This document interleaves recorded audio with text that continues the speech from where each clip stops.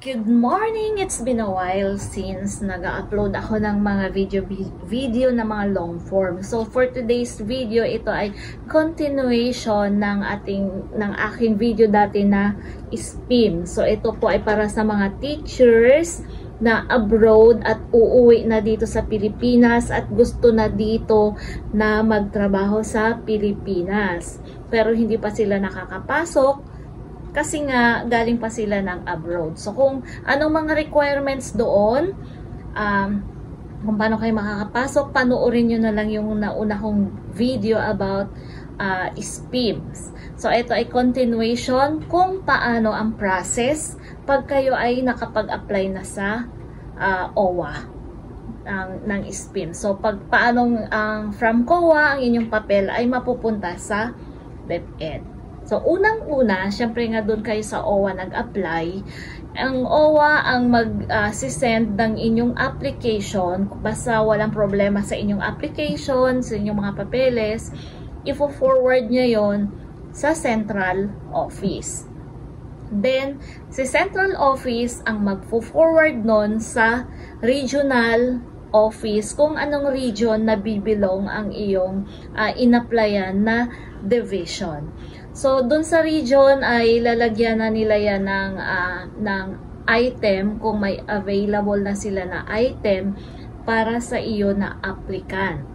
Then, pag meron na, pag may available na, ipadadala nila yon, isisend ng region doon sa school or sa division kung saan mo gustong mag-apply or kung saan ka nag-apply. Kasi 'di ba doon sa simula pa lang ng pag-a-apply mo, pag-submit mo pa lang sa OWA, nakalagay na doon kung anong division ka, kung anong region, kung anong division ka nag-apply. So, ipadadala ni region doon sa division office kung saan mo in-applyan.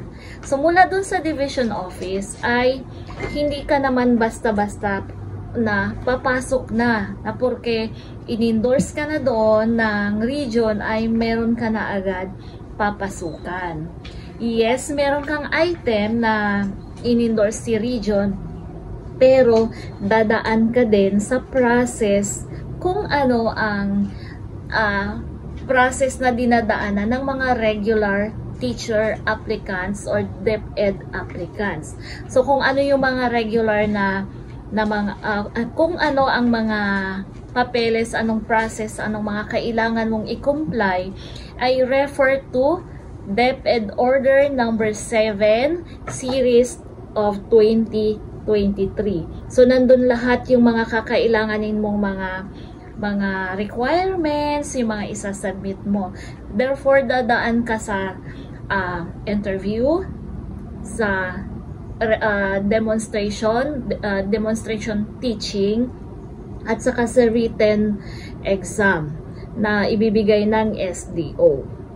Pero since meron ka nang papel, meron ka nang item, so pagkatapos mong i-comply yung mga requirements ng division office, ipapatawag ka naman yan ng division office para kung kailan ka magko-comply ng mga requirements na yon, sabay din doon sa kung kailan ginagawa ng mga regular applicants yung kanilang demo teaching, exam, pag-interview. Meron yan silang GC na ibinibigay sa lahat ng kung anong specialization mo ikaw napunta, like kung anong major mo, kung ikaw ay secondary, kung elementary, kung sinong supervisor ang hahawak sa'yo at mag-i-interview, magpa-process ng mga papel mo,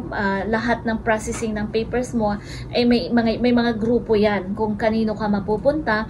Meron din naman silang GC para i-inform ka kung kailan gagawin ang lahat ng yon. And pagkatapos nun, ayan, syempre, antayin mo na lang kung kailan ang deployment mo, ipatatawag ka na ng division office para kunin ang iyong order, at kung ano-ano pang mga kailangan mong mga papeles na kumpletuhin para sa permanent position mo, like yung mga BIR mo, yung mga land bank, kasi syempre yung sweldo natin ay through land bank, yung mga pag-ibig, yung mga PhilHealth, lahat yon ay ibibigay na lang sa'yo ng division office kapag ikaw ay napadalhan na ng iyong NOA, yung Notice of Assignment.